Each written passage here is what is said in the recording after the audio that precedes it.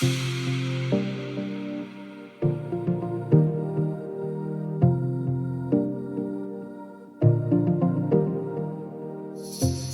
and welcome to GREENFLEET Talks. My name is Kate Armitage. I'm your host for our discussion today, and I'm delighted to be joined by Steve Beadle, Head of Ozone at Grosvenor Leasing.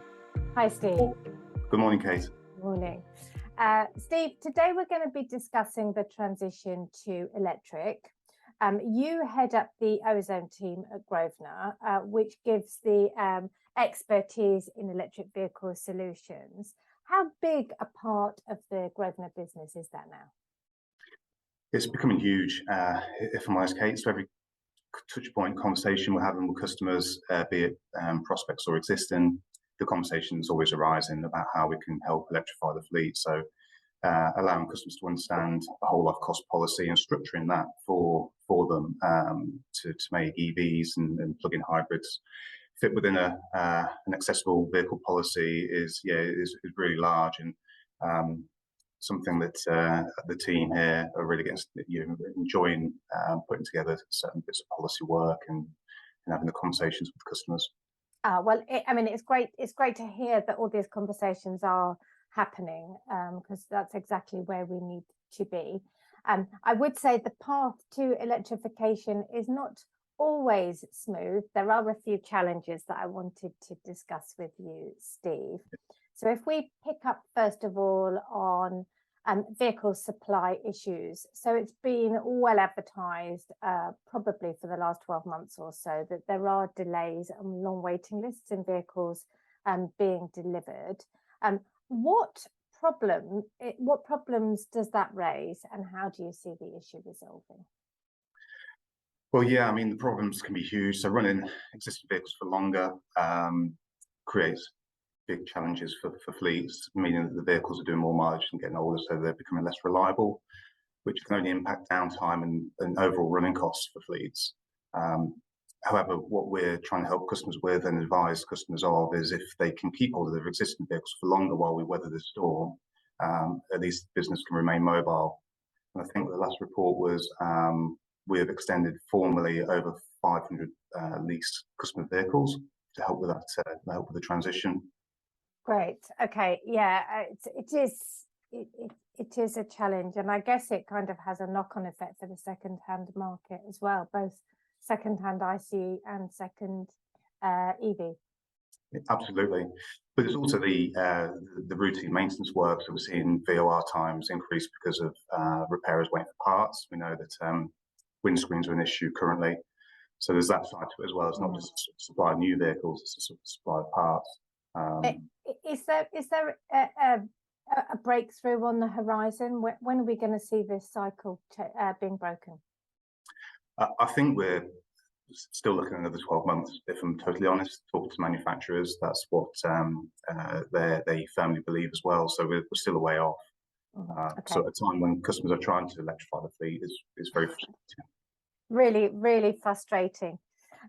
One of the for those people who have been looking at electric vehicles for a long time, battery range always used to be the biggest barrier to converting fleets across. But we have seen the battery sizes increasing, and we've seen the range of the vehicles going up. So that, I would say, is less of a barrier. And I think the focus now is much more on the public charging infrastructure, particularly the ease and convenience of charging. What feedback are you getting from your clients in terms of the challenges with the public infrastructure? Yeah, so to sort of put into perspective, our electric vehicle uptake on new orders is in the region of 80%, I think it is, for either FEV or BEV.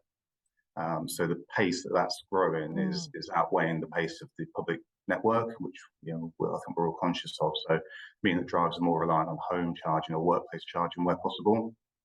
Of course, the government have recently announced a big investment for the UK network with the target of 300,000 charge points, I think, in the UK by 2030. But where we are today, minimum. Yeah, and today's number is somewhere around the 40,000. So that sort of barrier there means high mileage drivers are currently struggling to commit. But as part of the Ozone team here, we're trying to help customers understand the situation. We're not in a perfect, it's not a utopia situation, but we are helping them overcome these barriers. Great. And you mentioned home and workplace charging, which is a big part of this whole charging puzzle, isn't it? Yes, yeah, absolutely. I mean, particularly I think we'll talk about the infrastructure to make a policy fair, so allowing drivers to access all the options that are available for workplace, home and public within a fair policy of reclaim, recharge for the business mileage. Great. So Steve, despite the fact that you've seen this enormous boom in electric vehicle take-up within your clients, there are still organisations that haven't got their net zero plan in place and haven't begun this transition to zero emission vehicles. What advice would you give them on where to begin? Well, the first bit would be to not sit back on your laurels and really, the company, I think to make the shift needs to be an element of proactivity from the company. It's important to create that car policy that offers battery electric vehicles FEVs, which is relatively easy in certain high management grades, but the car policy should appeal to the lower grades also, just to drive that uptake and that transition. And with that will come advice and support, particularly around the benefit in kind position. We know it's been published in 2025, and there's some hesitancy to have it announced beyond there. But just making people aware of that potential change is important also. Great. Good advice. Don't rest on your laurels. Do something. So finally, Steve, let's just zoom in on vans for a minute. The latest data from New Automotive, which was new van registrations for July of this year, has shown that 5% of the van registrations were electric and 93% are still, unfortunately, diesel. So why is it that the van market isn't accelerating at the same pace as the passenger vehicle market? Yeah, we see the car market is partly self-driven by the attractive benefit in kind percentage that we're seeing currently, but we are aware that van operators are under huge pressure from the customers to make the transition. However, we're seeing the technology and the range expanding and growing rapidly. So it is time for fleet managers and transport managers to have it certainly on the radar, to be getting their roadmap in place. We're aware that uptime is priority with any fleet, but more so with the commercial fleet. And those sort of charging speeds that we see and the potential downtime caused by poor range on older commercials and the lack of the public charging infrastructure is a bit of a barrier. But working with our Ozone team and working with the transport managers, fleet managers, we can identify some quick wins, particularly where we've got vehicles working in a tight radius, which could be quickly transitioned to an EV. Yeah, totally agree. So I think there is no escaping the fact that if you have a van fleet that's dependent on the public charging infrastructure, that introduces an element of risk on the uptime, like you've said. I think less so now with the charging speeds, because there are high-powered chargers there that can give a decent charge in 20 minutes, which is enough time to grab a coffee and a sandwich anyway. But will that charge point be available for me? Will it be working? Is a challenge. But you're absolutely right. Most or a lot of van fleet operators do have vehicles that actually can do their entire duty cycle on a single charge, and then they can charge back at depot or at the office overnight. Yeah, and if there's no commercial parking at the place of work and employees are taking the vehicle home, we encourage people to look at incentivising that by supplying a home charge point for the employee, and that's something we can include within a lease arrangement as well. So. And that's a great option in terms of convenience, in terms of reliability, and presumably there are solutions around reimbursement that come with that package as well. Absolutely, yeah.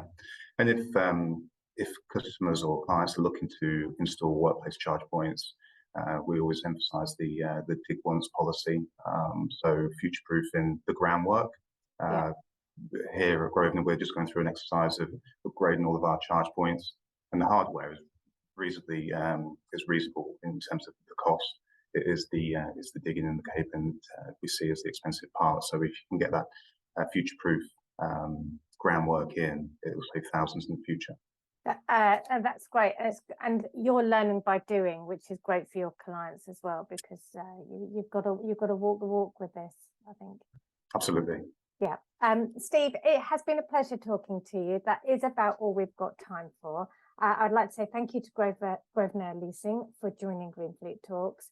And of course, thank you to our audience for watching. Please tune in to GF365 again soon.